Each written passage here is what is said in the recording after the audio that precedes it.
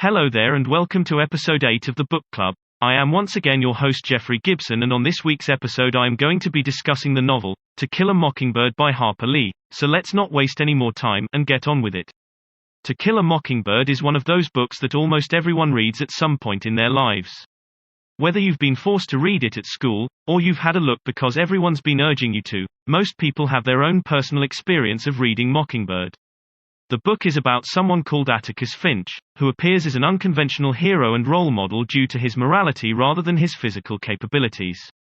The theme of morals is apparent throughout the whole novel, especially in relation to religion and perception of sin. Take Mrs. Dubose for instance, a recovering morphine addict. She vows that she'll die beholden to nothing and nobody. She's pursuing her own dream of being a free human being because she knows deep down that it's right. To Kill a Mockingbird focuses on that gut instinct of right and wrong, and distinguishes it from just following the law. Even the titular quote, "Shoot all the blue jays you want, if you can hit 'em, but remember it's a sin to kill a mockingbird," is in itself an allegory for this message. Being in itself a generic message, the idea of doing what's right obviously has a different meaning depending on when and where you're reading the book.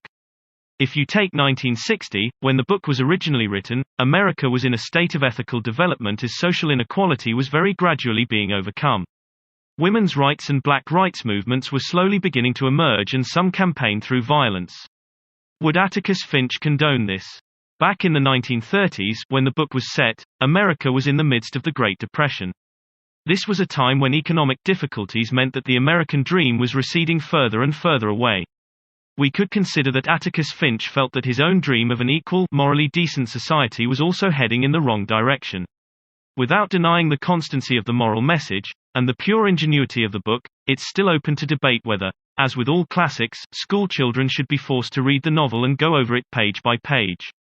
The beauty of literature and the reason why I love it so much is that a writer must eventually relinquish the meaning of his or her book. Therefore everyone who reads it can take something out of it which no one has before.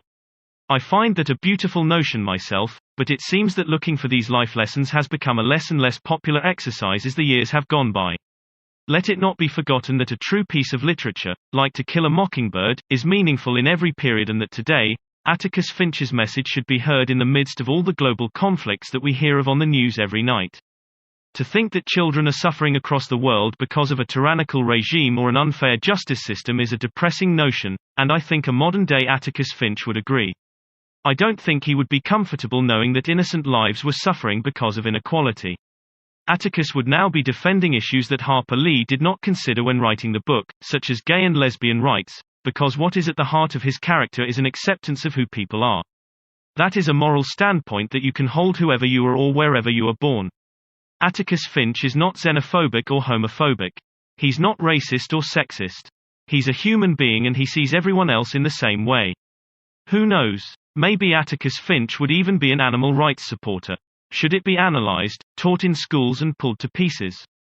I can't honestly say, but what I will say is I'm not against anyone reading this book for the sake of reading.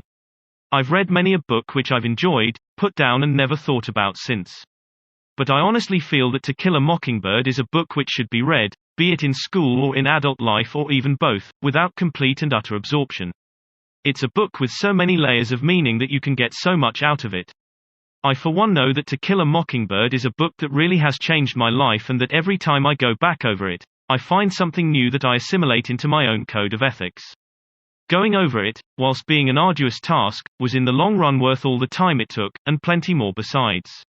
I would really advise picking up a copy of Harper Lee's magnificent novel and giving it a try. Because whatever happens when you read it, it will never stop being a good book, and it will never stop inspiring good people. That brings to an end another episode of the Book Club. We hope you have enjoyed listening to what we had to say. Why about To Kill a Mockingbird? Join us next week where we will be discussing the novel The Color of Magic by the late great Sir Terry Pratchett. So until then, thank you so much for listening, stay safe and happy reading.